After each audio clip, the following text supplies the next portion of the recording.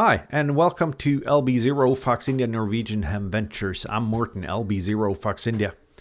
And this is the Retevis RT83. Retevis contacted me a while ago and asked if I wanted to take a look at this radio. It's claimed to be a waterproof 10 watt 70 centimeter DMR radio. So let's take a look and see if it really is what it claims to be. And just so that's said, all opinions are my own. And my initial thought on this radio was that it was pretty much like any Chinese DMR radio. Nothing more, nothing less. Perhaps not as good as other radios. But it turned out to be a really good radio in many ways. We'll get back to that during the video here. There's a couple of things that it's lacking. Well, there's one thing in particular it's lacking. It's lacking a contact list. So you can't really add the DMR contact database to it, and you won't get the contacts up on screen. This might be a deal breaker for you, but then again, there are a lot of upsides to this radio, so I'd recommend you watch the entire video for it. It's claimed to be a 10 watt radio. It is IP67 rated. And we'll get back to both of those later on. And it is only 70 centimeters. So if you need a 2 meter, 70 centimeter radio, this is not the radio for you. We can just get that out of the way right away. But let's do a little bit of a visual walkthrough on what's in the box when you get the radio. So let's take a look on what's inside that box I threw away. First of all, we have the radio itself. The radio is heavy. I'm actually going to get a scale and see how heavy it is. So let's put it on the scale here and see how heavy it actually is. That weighs in at 322 grams without an antenna. Yeah, 322, 21, 22-ish, 23-ish, 320 plus grams. It is heavy, it is sturdy. And in my case, the battery was attached. And that's a 7.4 volts, 2800 milliamp hour battery. Nothing too special. There is a seal around here though, because this is a waterproof radio, as I mentioned. It's IP67 rated, as you can see here. Besides that, nothing too special. Standard, big, huge aluminum frame, which might explain the weight on it. It's, on first glance, a good build, as most Retevis radios are. And let's put this to the side for a minute. Then we have the power brick, in my case, European power brick, and the charging dock. And the radio actually fits nice and snug into the charging dock here. Nothing out of the ordinary on that.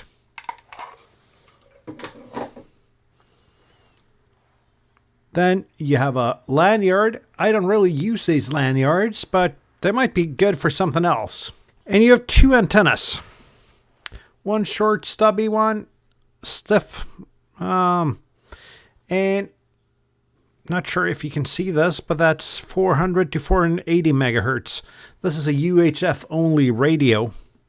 And then you have the longer antenna, which kind of reminds me of a Nagoya 771. But if we take a look inside here, and I'm not really sure if the camera focuses really well, but it says 400 to 480 megahertz here as well. I would expect this longer antenna to give a little bit more gain. And that combined with this being a 10 watt radio might not be too dumb, actually.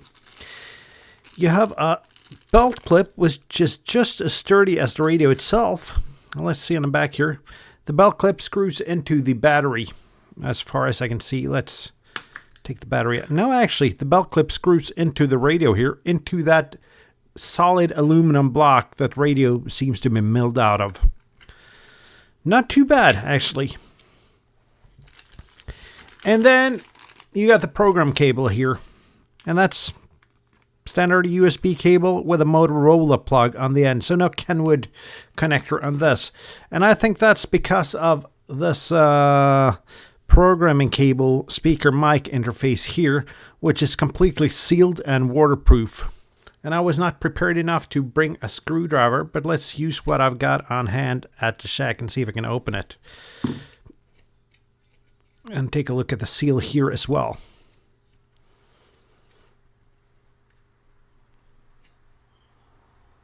This was actually really tight, but then it goes out. So this part is sealed as well, which is logical since this is a waterproof IP67 rated radio. And we're actually going to put it to the test later on because it is a DMR radio. Let's be honest about that. There's nothing too exciting about a DMR radio. This probably does its thing radio-wise, as most radios do. But it's a 10 watt radio, or at least it's claimed to be 10 watt. We're going to try that out later on. And it's waterproof. Besides this, you get a CD with the software and probably a driver. Don't really need that. You can find the software on the Retevis website, linked down below. You get a manual. Good and thick, seems to be written in well-functioning, good English. Nothing to complain of this far. And then you have a little bit of a leaflet explaining the different kinds of IP rating. So let's see, we are IP first to 6, which is dust tight, as you can see here. And then we have a 7, which is immersion up to 1 meter for 30 minutes. Probably not going to put it in 1 meter deep water, but it will be submerged for a significant amount of time just to test this out. And I guess using one of the supplied antennas is also important when thinking about this.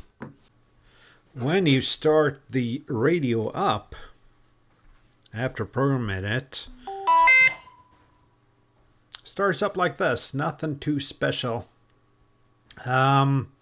You've seen this interface on a lot of Retevis and other Chinese DMR radios. So a little bit strange that the soft keys are labeled, let me get that up again, are labeled on the left and the right here, whereas the green and red buttons are on the right side. Nothing too big. And wait, there's one thing we really need to do here. Let's see. We need to get that plastic off. And that's simply the best feeling in the world, peeling that screen protective plastic off. Audio is loud and clear. Let's switch to the parrot here and see what it sounds like. LB0 Fox India teste. LB0 Fox India teste. LB0 Fox India teste. LB0 Fox India teste. So nothing to say there. Simply good. Let's switch it to talk group 91 just to get some traffic on it. Echo Alpha 8, Charlie Golf X3, Yankee Delta 6, Victor X3. So nothing too special there either. It just works. From a user interface perspective, there's not much to say. Retevis has done this pretty right. So what you get in the box isn't really half bad. You get a pretty good deal. You get 2 antennas, you get all the usual stuff. And it's a solid radio, as you saw.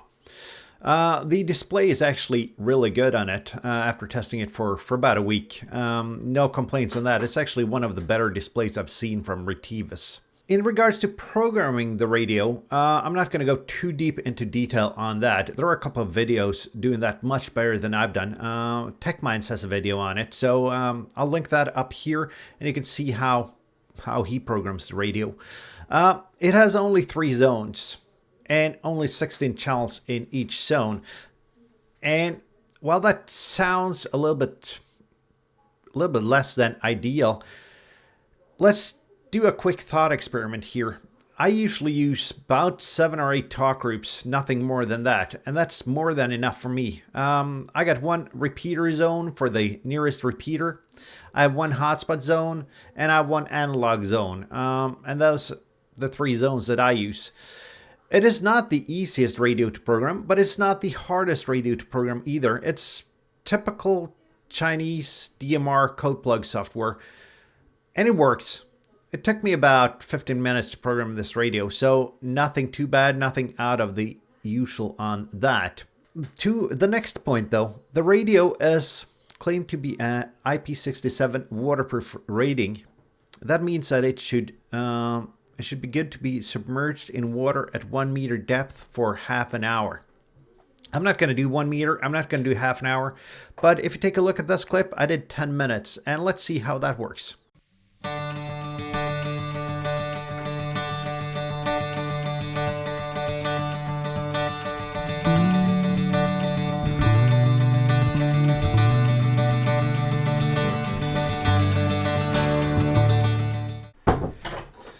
And the radio has now been submerged for 10 minutes, so let's open it up and see if it's wet underneath the seals or anything.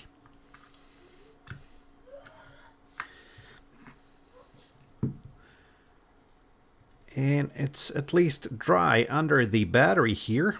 Nothing actually got through here. Let's check the speaker mic connection on the side here as well.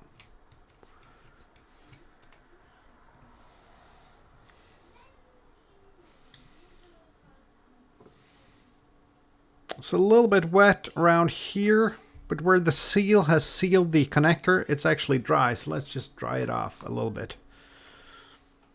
But it seems to hold up pretty well after 10 minutes in water. But it doesn't really matter if it looks nice if it doesn't turn on. So let's see if it turns on. And besides turning it on right after the taking it out of the water, I haven't really turned it on. So let's see. And that turns on. So let's see if it transmits and receives. It receives.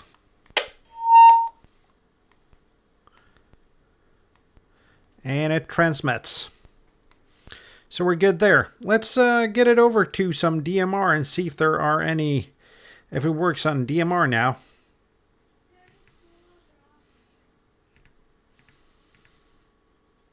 Let's see, let's put it on talk group 91 because there's always traffic on talk group 91. Sometimes you have lost packages, but I heard most of your conversation. Currently here. And that works perfectly. So, yeah, the radio is waterproof, no doubt about that.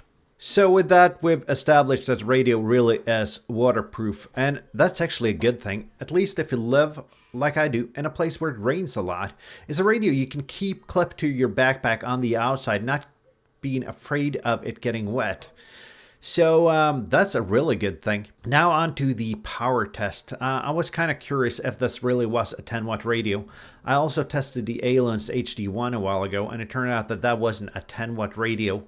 But I've said this before, it doesn't really matter if it's 5, 6, 8, 10 watts.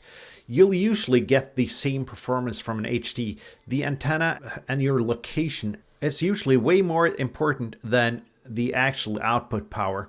But let's put it on the meter here and we'll see if it's really a 10 watt radio. And it's time to test the output power of the radio. What we have here is the RT83. We got a usual cross needle meter here and we got a demo load. So let's zoom into the power meter and see how much power this radio has. So let's first test it on low power. Low power. And we have this beautiful voice telling which power level we're on. And on low power, it is about 4 watts. So let's check high power. High power. And on high power, it is about 6 watts. So, as expected, it is not really a 10 watt radio, but it's better than a 5 watt radio. And as you saw there, it's not a 10 watt radio. That doesn't really bother me though. It hasn't bothered me on other radios, and I said the same with the Aliens HD1 as well.